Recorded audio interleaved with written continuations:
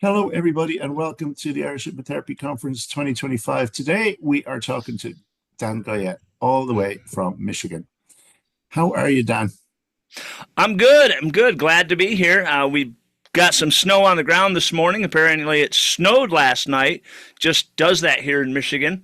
They didn't say we were supposed to Mhm. get snow. I woke up this morning. There's snow. Somebody ordered it. So here it is. Well, there you go. You should be talking to Frederick Mao because they have sunshine, Oh, yeah. There's no sunshine here. and we have neither. Yeah. My people like it cold and gray, though. Yeah, yeah. Family came from Scotland. So I'm pretty good with that. So I'm happy when there's no sun. Well, it's really good to be chatting again. We spent a bit of time together in Vegas during the summer, and you actually met some of the Irish contingent as you were there. Yeah. And you'll be meeting again when you come over. Excellent. Yeah. Looking forward to it. You and I were just talking the last time I was in Ireland. I was sitting on a military airlift command. My seat was a box of grenades. The guy points out the window and goes, "Hey, look, that's Ireland." So I looked out the window at Ireland and then we left. So it'll be nice to actually get to an airport and walk out. That's it. That's it. You'll get to experience something new. So you've never actually been spent time in Ireland before, other than flying in and flying out. Yeah, that was it. Yeah. I Very think good. we were on the ground for like 15 minutes, just long enough to get fuel in the bird and go. So A that little bit about Dan Goyette. Who is he? he's Just an what his amazing profession. human being. So no, I'm Dan Goyette. I am the co-founder of the Michigan Hypnotherapy Guild, the Michigan International now Hypnosis Conference because we changed the name, and also the CEO and chief editor of Hypno World magazine, as well as being a medical clinical hypnotherapist. And I am also the Roscommon County 1998 Guinness Chug-a-Lug champion winner. So that's something. I will not be chug-a-lugging any Guinness. Now, that must be a different Roscommon, though, because if you haven't been in Ireland before, Yeah. About 15, 18 miles from my house where I sit right now, there is a small town called Roscommon that was actually settled in Michigan by the Irish. And so, that explains that one. yes, that is why it is called Roscommon, Michigan. I was wondering And about that. There you go. yeah, why not New Roscommon? I don't know. Just they were just like, it's Roscommon. We brought it with us. That'll So be confusing. If you're anyone with Wexford connections would go, New Ross is in Wexford, so don't even go there. okay, Yeah, there you go. Anyway, that's enough of that. It's not what people are here to read. exactly. So you have the Michigan Conference, you have the Michigan Guild, Mhm. and you have your own practice. How did you get into hypnosis? It was a funny story. I had gone down to Kirkland Community College, and I was going to take a course as I was looking at towards the end of my firefighter EMS career, and to become a limited licensed counselor. It's what we have here in the states. They were going to put on a program. I went down there, signed up. They sent me over to the Michigan Hypnosis Institute and said, "Oh yeah, you'll use that in your office because when you get back and the program's ready to go, you'll have some college credits for that." The school was a proprietary school that was licensed with the state, and I think at the time I want to say it was associated with Kirkland and Kentwood College. So when I got back to the college, they said, "Well, not enough people signed up for it, so we're not going to hold it.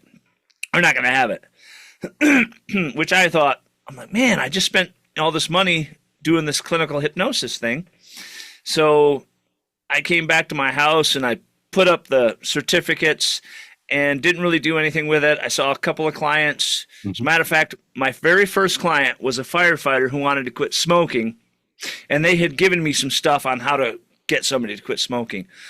And he said, "Well, I don't have any money. I can't pay you, but my wife will make you some of those big chocolate chunk cookies you like. It's like a dozen of us." I'm like, sold.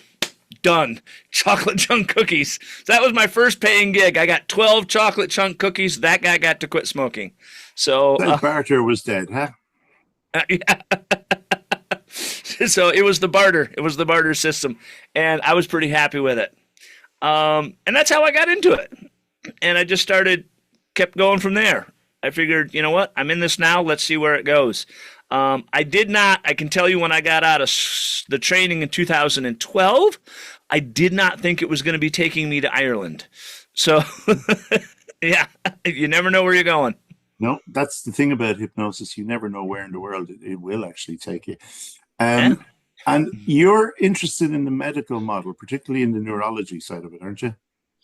Yeah, the first day I was in class as a licensed, I'm licensed in emergency medicine. Um, and I know people look at me like, you're responsible for people's lives? I don't understand that. Uh, so I asked the guy, you know, just curiosity, what's happening in the human brain when people are going into states of hypnosis. And he was 70s, stage, he'd done stage hypnosis, he'd done some clinical, and just couldn't tell me.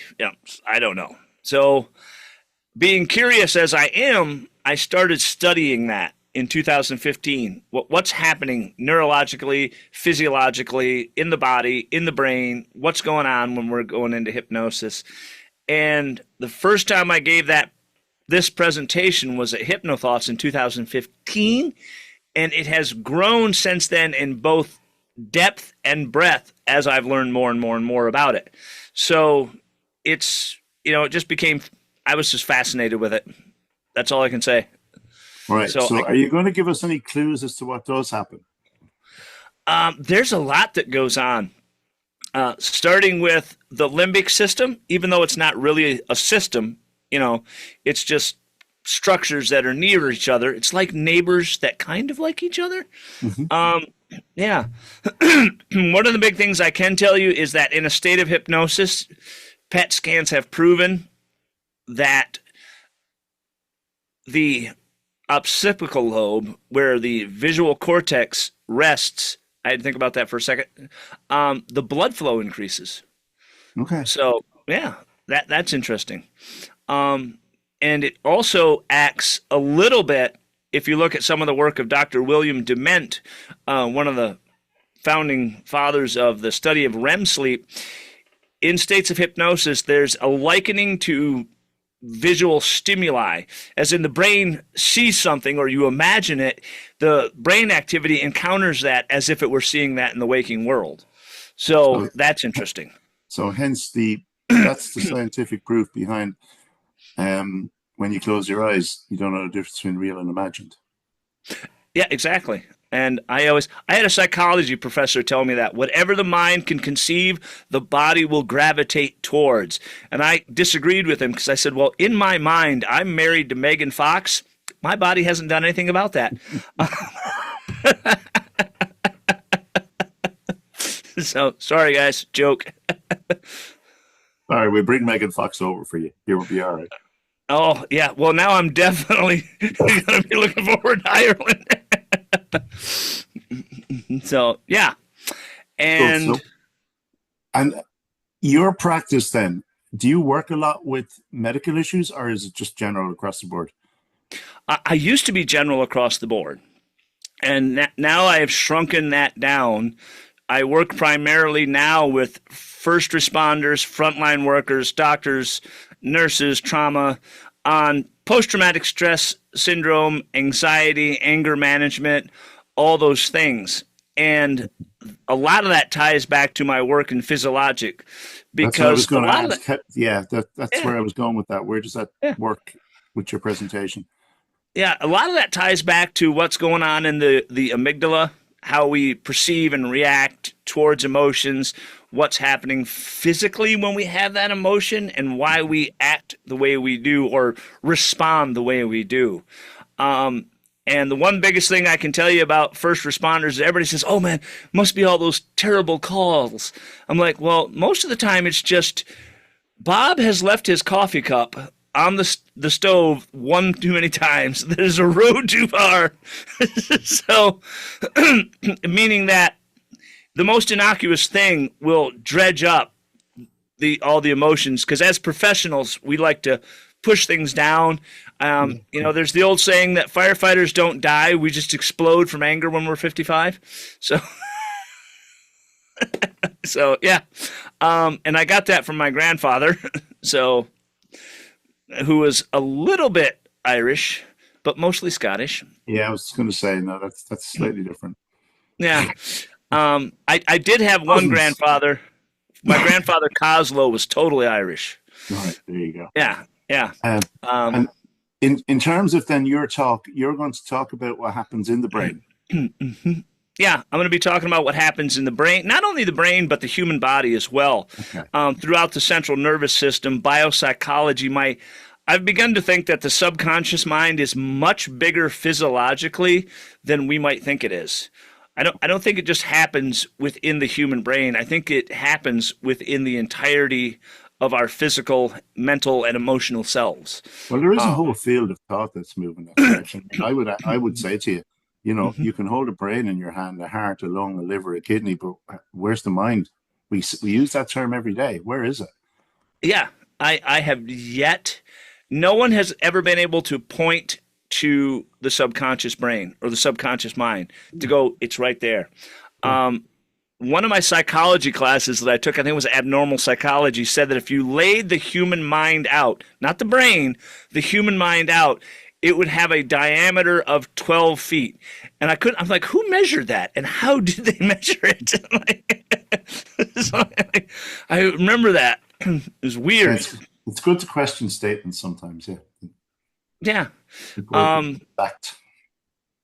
Yeah, I my nickname, as many people know, is they always call me Data Dan. He doesn't do anything without 3 scientific studies behind him. So, yeah, Okay. I'm a little bit. Are you going to? So, in your talk, you're going to explain the mind, how it works, the effect at the brain, how it works, the effect of trauma on the brain, and the connection then with the body. Yeah, a lot of that. Talking about the frontal lobe, breaking down the prefrontal cortex, the motor cortex, the premotor cortex, the visual cortex, all those things that we have happening when we're in states of hypnosis. Right. Hence, I need a new name. I do know because the name I have now it's like a paragraph. So I've been trying to think of a name that's just pithy and something that someone would remember because I mean. We were just talking about it, and it's like that long. So. Yeah, that's right. Yeah. But yeah. Okay. So, are you going to demonstrate solutions, or is it just the science behind it? It is just the science behind it because it is. It really is. I've tried various techniques to kind of show it, but without having a magnetic resonance imaging with me, it becomes difficult.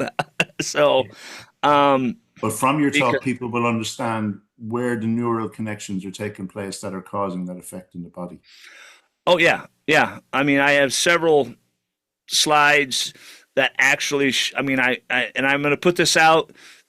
These are actual human brains. Some of the slides you're going to see an actual human brain. Mm-hmm. So I'll put that out there right now. I also have some work that we did with Munson Medical Center, brain trauma, and the removal of the frontal lobe and its effects on memory and personality and how we were using hypnosis and hypnotherapy to attempt to mediate those issues for those people. So, why do you say attempt?